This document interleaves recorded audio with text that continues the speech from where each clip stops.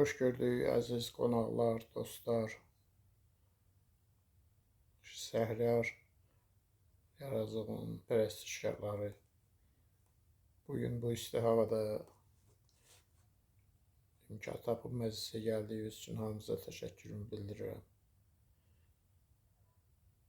Şəhriyar bizim nəhəng böyük bir şairimizdir.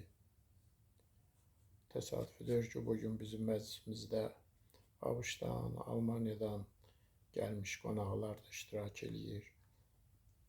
Bakıdan da Şəhriyar sevərlər iştirak edir. Alimlərimiz də iştirak edir. Bütün bunlar hamısı Şəhriyara olan böyük məhəbbətdir.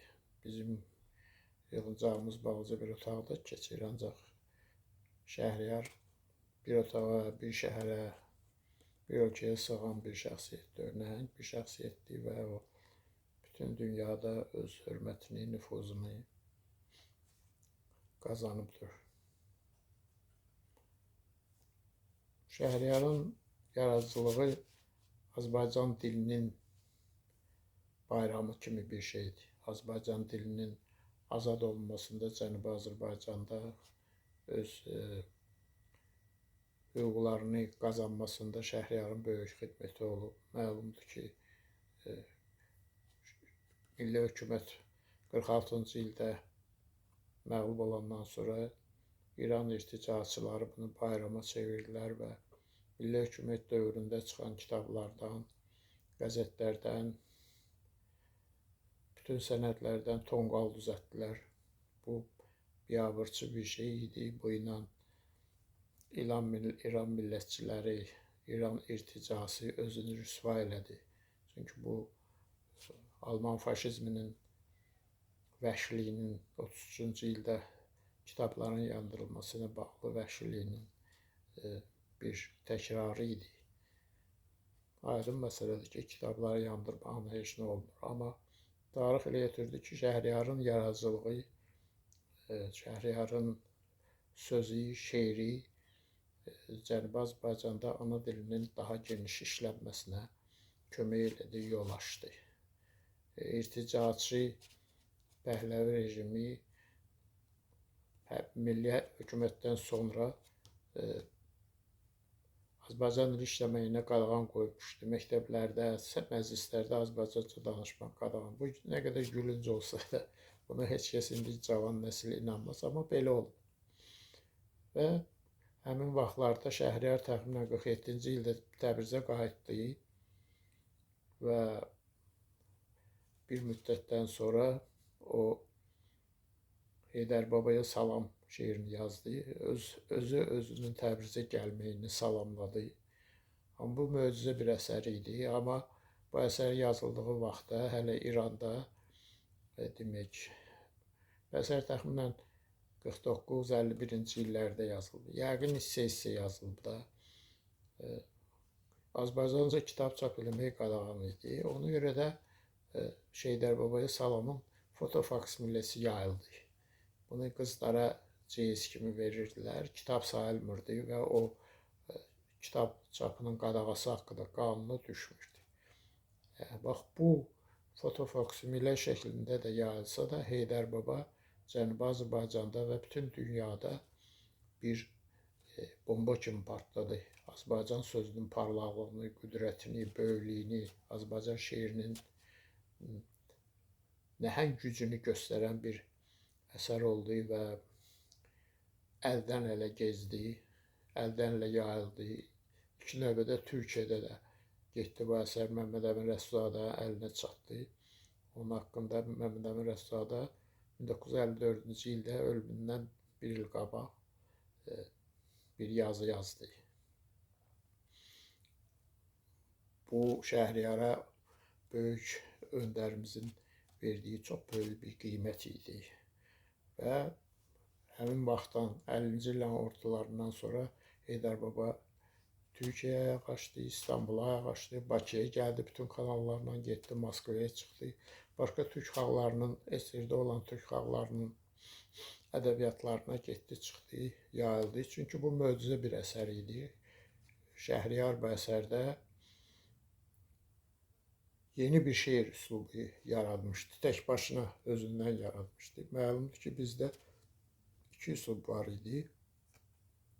Şəhriyarın sağ olduğu vaxtda. Biri Süleyman Rüstəmlə Müşfiq idi. Bu klassik ədəbiyyata təxminən söykənən bir şeir təhkisi idi.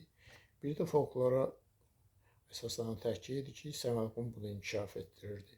Ama Şəhriyar qeyri-adi yeni bir şeir üslubu yarattı Heydər Babada. Bunun nə əruzluğu bilinir, nə hecalığı bilinir. Nə ərzə aid eləmək olmur, tam da hecaya aid eləmək olmur. Yəni bu özü Şəhriyarın nəhəng icadlarından biridir. Azərbaycan şeiri tarixində, Azərbaycan dili tarixində, Azərbaycan şeir dilinin tarixində çox böyük xidmətidir. Nəhəng bir xidmətidir və təsadüfüdür ki, Şəhriyara 100-dən çox, bəlkə 200 nəzirə yazılıb. Bu da onun həmin üslubunun sirri idi. Bu sadə, gözəl, aydın bir üslubda idi. Həm də xalq dilində idi və bu möcüzələr yaradırdı. Şairləri məftun eləyirdi. Məsələ ondadır ki, sözün qarşısında həmişə siyasi və digər maneələr həmişə aciz olur və kənddən kənara çəkilməyə məcbur olur. Bugünkü məclisimizin tərkibinin də təsdiq edildiyi kimi Şəhriyar yaradıcılığı bir həmrəylik ünvanıdır.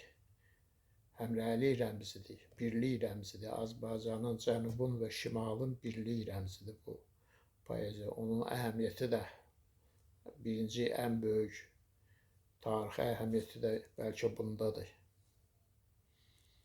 Bu həmrəyliyin çox böyük əhəmiyyəti var. Bugünkü məclis də o ilə qiymətlidir ki, bir poezi, bir şair kimi Şəhriyar Azərbaycanın bütün hər yerinə yayılmış Azərbaycanlıların bugünkü bizim bu məclisdəki dialoqumuzun, ünsiyyətimizin əsası olur, səbəbi olur, mövzusu olur. Və bu özü çox mühüm məsələdir. Bizim həmrəyliyimiz mühüm məsələdir. Bu yaxınlarda əlbəttə bizim məclisimiz siyasi məclisdir. Bu yaxınlarda dünyanın CNN kimi informasiya orqanlarında İranla Azərbaycanın münasibətini pozan fitnəkar materiallar çıxırdı. Bu materialları yayan məlumdur ki, Amerikada Axios adında bir nəşriyyat var. O xüsusi olaraq yaxın şərqdə vəziyyəti gərginləşdirmək istəyən bir qüvvələrin toplaşdığı bir yerdir. Məqsəd də nədir? Azərbaycanla İranın, Azərbaycanla Cənubi Azərbaycanın əlaqələrinə mane olmaq, Azərbaycanla İran dövləti arasında ziddiyyətləri yaratmaq, yalan məlumatları, açıq-aşkar yalan məlumatları yayırdılar ki, İranda da əlbəttə tələsik, səbirsiz qüvvələr var ki, onlar inansın. Xeyli müddət keçəndən sonra nəhayət ki, bu ifşa olundu, məlum oldu ki, belə bir hadisə yoxdur. Güya iddia olunur ki, İsrailin Azərbaycanda bazası var, ya silahlı adamlar var, neyi var da. Bu təpədən dırnağa yalandır. Bu həqiqətə uyğun deyil. Buna uyğun əvvəl də bir material gelmişdi ki, güya İsraillə Azərbaycan təhlükəsizlik qüvvələri bir yerdə əməliyyat keçiriblər filan. Bu da yalan idi. Bu da yalan idi. Ancaq ki, onu o vaxt təksib eləmədilər, amma hələ o vaxt onu təksib eləmək lazım idi. Ona görə də bizim həmrəyliyimizin çox böyük əhəmiyyəti var. Azərbaycan heç vaxt İran əleyhinə olmayıb, olmayacaqdı. Əlbəttə, dünyada İranla İsrail arasında ziddiyyətlər var. Onlar özləri bilərlər. Azərbaycan buna heç vaxt qarışmır. Amma eyni zamanda nə cür vəziyyət yaranır, yaransın. Biz heç vaxt İranın əleyhinə ola bilmərik. O cümlədən də Rusiya əleyhinə ola bilmərik. Amerikalılar, Birləşmiş Ştatların imperialistlər Rusiyanı bölmək istəyirlər, parçalamaq istəyirlər. Allah xeyir versin, gedin bölün. Amma bu Azərbaycansız. Bizi belə şeylərə qata bilməzlər və biz heç vaxt da bunlara qaçışmayacaq. Ona görə də bizim həmrəyliyimiz, milli həmrəyliyimiz istər Cənubi Azərbaycanla, istər Amerikada, Qərbi Avropa ölkələrindəki İran diasporası ilə bizim həmrəyliyimizin də böyük mənası var ki, biz müəyyən həqiqətləri görməkdə, bilməkdə bir yerdə olmalı, bir-birini həmişə eşitməliyik. Bunun çox böyük milli əhəmiyyəti var. Çünki dünyada çox pis gərginlik var. Bu gərginlik heç sonu da görünmür.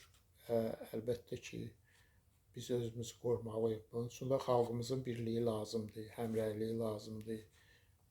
Talih yüklü məsələlərə doğru, düzgün bir münasibət lazımdır. Bunda yolu həmrəylikdən keçir, dialoqdan keçir. Biz diasporalarla da hamısı ilə həmişə əlaqədə olmalıyıq və Şəhriyar kimi böyük şairlər bu yolda bizə işıq salır sanki, yol göstərir. Şəhriyarın bu ilki 120 illik yubileyi xüsusi bir vaxta düşür. O vaxtda da onun ən səciyyəvi xüsusiyyəti odur ki, İranda türk sözü azad olub. İranın prezidenti Cənab Pezeşkiyan türkçə şeylər oxuyur. O dedi ki, mən özüm də türk oğlu türkəm. Yəni burada bir qeyri-adi bir şey də yoxdur. Deyir, tutaq ki, Qaradərəli Obama Amerikanın prezidenti oldu, Amerika dövləti dağılmadı ki, və yaxud da ki, Hindistanlı İngiltərə Krallığının baş naziri oldu, İngiltərə Krallığı dağılmadı. Pezeşkiyan türk dilini deyir və bundan İran dövlətinə heç bir ziyan gələ bilməz. Əksinə, tarix göstərir ki, elə İranda türklər başqa İran xalqlarla həmişə əl-ələ olublar, İran dövlətini qoruyublar. Pezeşkiyan da elə adamlardan biridir. Amma türk sözünə bu cür bəraət verilməsinin böyük mənası var. Bu, İranla Azərbaycan arasında, Cənubi Azərbaycanla Şimali Azərbaycan arasında münasibətlərin inkişafına çox böyük kömək göstərə bilər və biz bundan istifadə eləməliyik, irəli getməliyik. İqtisadi, mədəni, hər cür münasibətlərimizi inkişaf etdirməliyik və bizə düşmən qüvvələrin Azərbaycanla İran arası münasibətləri pozmaq istəyən adamların, mürtəceylərin fitnələrinə qarşı bir olmalıyıq. İstər bu adamlar siyonistlərdən olsun, istər bu adamlar İran irticasının içində də Azərbaycan, Şimali Azərbaycana qarşı səhv mövqedə, səhv fikirlərdə, səhv təsəvvürlərdə olan geri qalmış adamlar ola bilər. Ancaq bunun fərqi yoxdur. Biz bunların hamısına qarşı eyni dərəcədə səbirli olmalıyıq.